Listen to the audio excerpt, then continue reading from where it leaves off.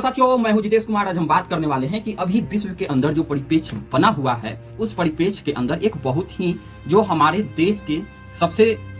नजदीक में और बिहार से जिसका बॉर्डर लगता है, बिहार और यूपी दोनों से, वह देश है नेपाल। और नेपाल का रिश्ता भारत के साथ हमेशा ही एक रोटी बेटी का जैसे रिश्ता होता है, उसी प्रकार से रहा है कि अगर बिहार और भारत के अंदर दोनों को एक दूसरे के साथ शादी ब्याह तक भी संबंध होते हैं। इस देश का शादी इस देश में और उस देश का शादी इस देश में, क्योंकि बॉर्डर लगते हैं और बॉर्डर पे किसी भी प्रकार का कोई चेकिंग ऐसा कुछ नहीं है। लेकिन इसी सब के क्रम में होता क्या है कि नेपाल के अंदर जितने भी सोशल साइट हैं, ऑनलाइन सोशल मीडिया, वे सारे के सारे पर प्रतिबंध लगा दिए जाते हैं। तो उन सारों के अंदर यूट्यूब आ जाता है, फेसबुक आ जाता है, ट्विटर आ जाता है। इसी प्रकार के लगभग जितने 26 जो ऐप हैं उनको बैन कर दिया गया है। अब यहाँ से आप एक क्वेश्चन उठेगा कि आखिर ऐसा क्या नेपाल को जरूरत आ पड़ी कि इन सारे जो ऐप को अचानक से बंद करना पड़ा। तो इसके पीछे बैन करने के पीछे का कारण यह बताया जा रहा है कि नेपाल के अंदर कुछ दिन पहले, 2 सप्ताह पहले,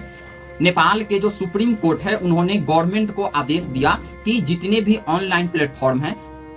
तथा जितने भी प्रकार के ये सोशल मीडिया हैं, यह गवर्नमेंट के यहाँ पर रजिस्ट्रेशन करवाना बहुत ही ज्यादा अनिवार्य है। गवर्नमेंट के यहाँ अगर रजिस्ट्रेशन की हम बात करते हैं, इसका मतलब हो गया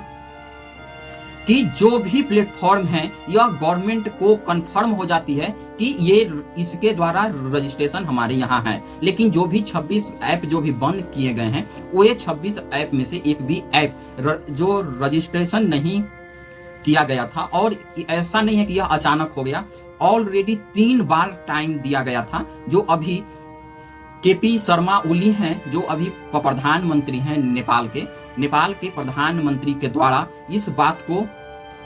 बार बार यह चीज वह सारे प्लेटफॉर्म को बताया गया कि आप जितना जल्द हो सके हमारे यहाँ के साइट पे आप लोग रजिस्ट्रेशन करवा लीजिए। लेकिन ये जितने भी कंपनियां हैं यह उस चीज को अनदेखी करती रही, और अनदेखी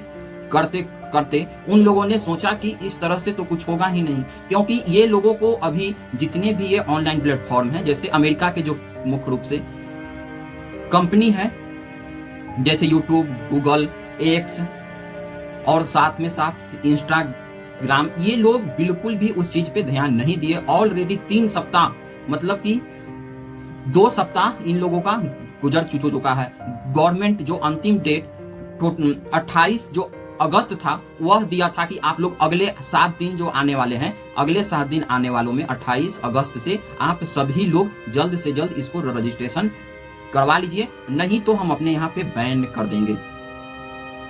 लेकिन उन लोगों ने अनदेखा किया। आज 5 तारीख है, तो 4 सितंबर 2025 को टोटल सोशल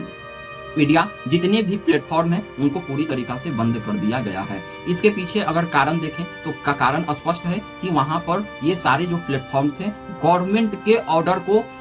साइडलाइन करने की प्रयास कर रहे थे, इसीलिए इस प्रकार के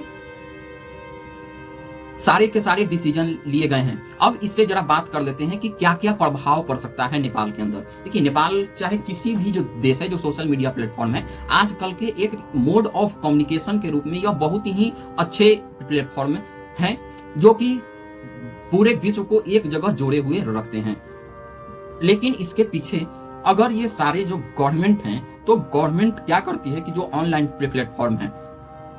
तो इन ऑनलाइन प्लेटफॉर्म का कभी कभी यूज गलत तरीके से भी किया जाता है। अब गलत तरीके से किया जाता है, इसका मतलब आप इस प्रकार से समझ सकते हैं कि जैसे जो पिछले बार इलेक्शन हो रहा था भारत के अंदर, तो आपने देखा होगा कि जितने भी राष्ट्रवादी चैनल हैं उसमें से एक हमारा भी चैनल हुआ करता था उसके कुछ ही दिन के बाद से, लेकिन अभी तक जो था वह टारगेट किया जाता हमारा रहता था इस चैनल पे नहीं, इससे जो पिछले वाला चैनल था उसको इतना टारगेट किया गया कि हमारा जो चैनल था उसको बंद कर दिया गया। और क्या होता था कि जो राष्ट्रवादी जो हम लोग जो थे चैनल लोगों वाले लोग, उनको एक लिमिट कर दिया जाता था कि वीडियो वायरल हो ही नहीं। अभी भी देख लीजिए, जब से न्यूज चैनल हमने बनाया तो इसमें भी वीडियो वायरल नहीं हो पाता है। अब इसके पीछे अगर हम कारण ढूंढने निकलते हैं तो मुख्य रूप से वही हम सभी लोगों को कारण आता है ना नजर क्योंकि ये सोशल मीडिया लोग बोलते तो हैं कि एक प्रकार से फ्रीडम है, फ्रीडम ऑफ एक्सप्रेशन है, आप कुछ भी बोलिए, किसी को भी क्रिटिसाइड कीजिए, लेकिन आपको अगर उदाहरण के लिए जानना है तो आप जैसे मान के चलिए कि अमेरिका का आप कुछ भी क्रिटिसिज्म अगर वहां पे रियलिटी में भी चल रहा है, अगर आप उस वर्ड को बोलते हैं उनके देश के बारे में, तो आपको चैनल को दबा दिया जाता है। तो बेशक बोलने के लिए आता है कि आप इस प्रकार के काम नहीं कर सकते हैं, लेकिन ये सारे काम उनके द्वारा मुख्य रूप से इलेक्शन के अंदर इंटरफेयर करने के लिए किया जाता है, एक पार्टी को मुख्य रूप से समर्थन देने का काम होता है। तो ये सारे के सारे जो तरीके हैं वह अपनाया जाता है। अब थोड़ा सा हम चलते हैं कि इससे और क्या क्या चीज जो आ रहा है। तो वहां के अंदर जैसे कि जो क्रिटिसाइज गवर्नमेंट जो है उनको भी कुछ लोग किया जा रहा है, जैसे जो वहां पर एक है उज्जवल आचार्य हैं डायरेक्टर फॉर मीडिया रिसर्च, ये उनको बहुत ही ज्यादा क्रिटिसाइज कर रहे हैं कि जो ओली गवर्नमेंट की जो सरकार है वह सरकार अपने मन मर्जी कर रही है, जनता के बारे में बिल्कुल भी नहीं सोच रही है, और वह जनता के ऊपर अपना सारे के सारे चीज को थोपना चाहती है। लेकिन ये भी एक प्रकार से, क्योंकि ये ओपी जो सरकार है, यह ओली सरकार खुद से ये डिसीजन नहीं ले रही है, यह डिसीजन सुप्रीम कोर्ट, नेपाल के सुप्रीम कोर्ट के कहे जाने के बाद कार्रवाई की जा रही है। इससे क्या हो सकता है, इससे जो नुकसान की अगर बात करें तो ये हो सकता है कि जितने भी लोग हैं जो ऑनलाइन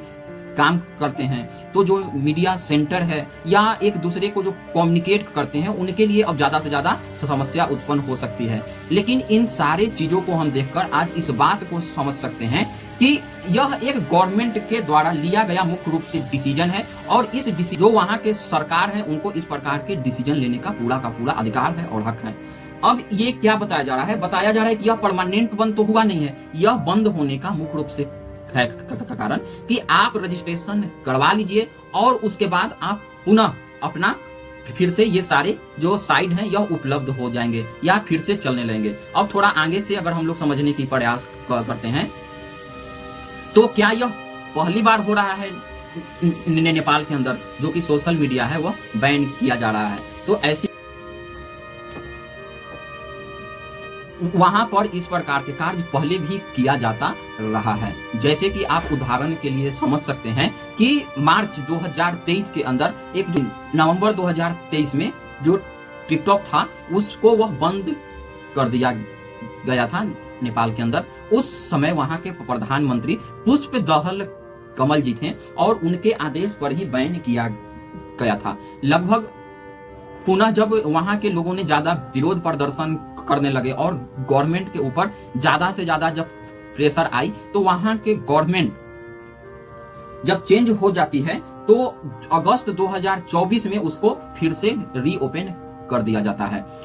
तो इसका मतलब ये होता है कि वहां की सरकार डिसीजन तो लेती है लेकिन पुनः वापस चला जाता है उस डिसीजन को गवर्नमेंट के मूड को देखते हुए। अगर अब हम लोग बात करते हैं भारत की, तो भारत के अंदर भी हम सभी लोगों को